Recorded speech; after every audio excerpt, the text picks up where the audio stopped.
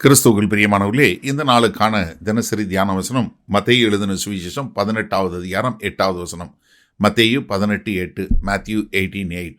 உன் கையாவது உன் காலாவது உனக்கு இடரல் உண்டாக்கினால் அதை தரித்து எறிந்து போடு.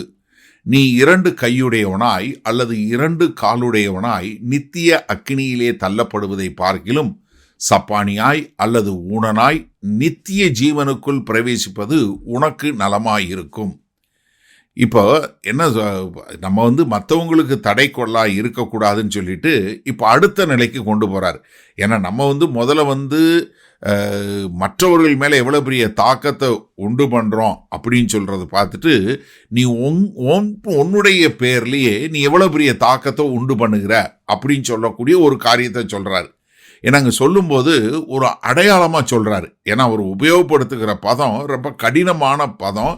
ஏன்னா நம்ம பாவத்தை கையாளும் போது எவ்வளவு ஒரு சீரியஸாக இருக்கணும்.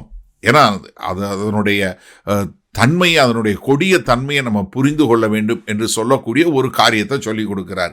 என்ன, உன்னுடைய அங்கத்தில் நீ இப்போ உனக்கு தெரிஞ்சிருச்சு, உன் கையை உன் காலாவது உனக்கு என்ன உனா நீ என்ன பண்ணு, அதை வெட்டி போடு.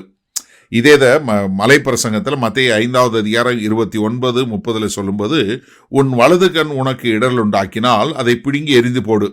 உன் சரீரம் முழுவதும் நரகத்தில் தள்ளப்படுவதை பார்க்கிலும் உன் அவயவங்களில் ஒன்று கெட்டு போவது உனக்கு நலமாயிருக்கும். உனது வலது கை உனக்கு இடரல் உண்டாக்கினால் அதை தரித்து எறிந்து போடு. உன் சரீரம் முழுவதும் நரகத்தில் தள்ளப்படுவதை பார்க்கிலும் உன் அவயவங்களில் ஒன்று கெட்டு போவது உனக்கு நலமாயிருக்கும். இப்போ நம்ம என்னென்னா உடனே கையை காலை வெட்டணும் அப்படின்னு சொல்கிறாரு இல்லை, இது ஒரு அடையாளமாக சொல்கிறாரு. அப்படின்னா அப்புறம் என்ன பண்ண வேண்டியிருக்கோம், சபையில் இந்த கண் எடுக்கிற இடம், கால் எடுக்கிற இடம், கை எடுக்கிற இடம்னு வைக்க வேண்டியிருக்கோம். அது சொல்லலை. இங்கே என்ன சொல்கிறாருன்னா, உன்னுடைய சரீரத்தினுடைய அவயவங்களை எல்லாமே என்னத்துக்கு உபயோகப்படுத்து, நீதிக்கு அடுத்த காரியங்களாக உபயோகப்படுத்து.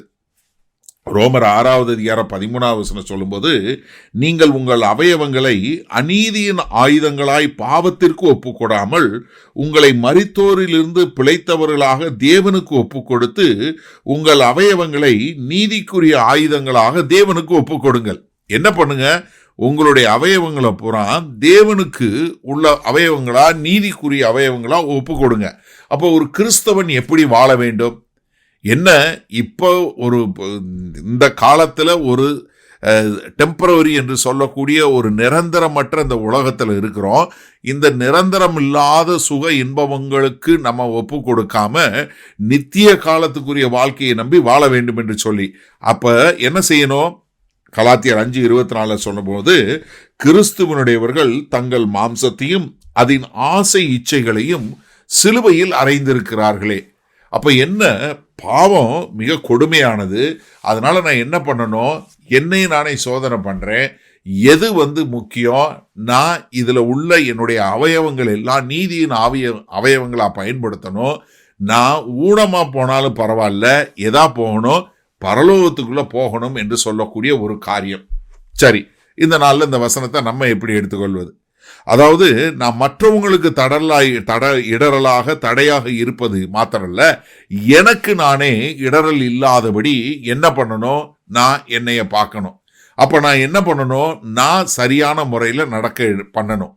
இப்போ என்கிட்ட உள்ள ஒரு பழக்கம், இல்லை ஒரு உறவு, இல்லை நான் இருக்கக்கூடிய சூழ்நிலை என்னை பாவத்தில் கொண்டு போய் சேர்த்தா, அது எவ்வளவு வேதனைக்குரியதாக இருந்தாலும், எவ்வளவு வலி கொடுக்கக்கூடியதாக இருந்தாலும் அதை வெட்டி எடுக்க வேண்டிய அவசியம் உண்டு.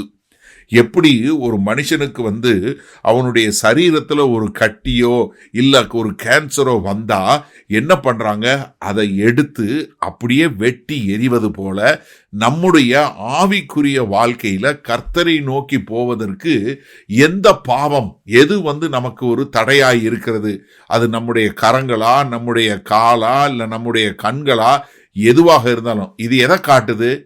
கைகள் என்ன காட்டுது? நம்முடைய நடக்கையை காட்டுது. கால்கள் என்ன காட்டுது? நம்ம எங்கே போகிறோங்கிறத காட்டுது. கண்கள் எதை காட்டுகிறது? நம்மளுடைய விருப்பம் என்னங்கிறத காட்டுது. அப்போ என்ன, நம்முடைய அன்றாட வாழ்க்கையில் நாம் நம்முடைய அவயவங்களை எல்லாம் தேவனுக்கென்று பயன்படுத்தி தேவனுடைய நோக்கத்தையும் திட்டத்தையும் நிறைவேற்றக்கூடிய மக்களாக நம்ம இருக்க வேண்டும். அதனால தான் கர்த்தராகிய இயேசு கிறிஸ்து என்ன சொன்னாரு, எவனொருவன் என்னை பின்பற்றி வர விரும்பினால் அவன் என்ன பண்ணணும், தன்னைத்தானே வெறுத்து தன் சிலுவையை எடுத்துக்கொண்டு வர வேண்டும் என்று சொன்னாரு. அப்போ நான் கிறிஸ்துவை பின்பற்றுவதற்கு சில காரியங்களை நான் விட்டு கொடுக்க வேண்டியிருக்கும். ஆனா அது இப்போ ஒரு தற்காலிகமான இந்த உலகத்துல அது இருந்தாலும், ஆனா என்ன பண்ணும்னா அது என்னுடைய பரிசுத்தத்துக்கும் என்னுடைய நித்திய காலத்திற்கும் தடையாய் இருக்குதுன்னா உடனே என்ன பண்ணணும், நான் என்ன பண்ணணும், இப்ப தற்காலிகமான போகக்கூடிய ஒரு பலத்தை விட்டு கொடுக்கக்கூடிய மக்களாய் இருக்க வேண்டும். வல்லபிதாவே, இதோ இந்த தற்காலிகமான சுய இன்பங்களுக்கு நாங்கள் எங்களை விட்டு கொடுக்காம நித்திய காலத்துக்குரிய ஒரு காரியத்தை, அங்கு இருக்கக்கூடிய ஒரு ரிவார்டை நாங்கள் நினைத்து ஆண்டவரே நாங்கள் வாழ எங்களை முழுமையாய் ஒப்பு கொடுக்கிறோம். ஆமாண்டவரே, எங்களுடைய எண்ணங்கள், எங்களுடைய செயல்கள், எங்களுடைய விருப்பங்கள் எல்லாமே உமக்கு உகந்ததாய் இருக்க எங்களை ஒப்பு கொடுக்கிறோம். இயேசு கிறிஸ்துவின் மூலம் பிதாவே, ஆமேன். கர்த்தர் உங்களை ஆசீர்வதிப்பாராக. நாம் இன்று மாலை மண்ணால சந்திப்போம்.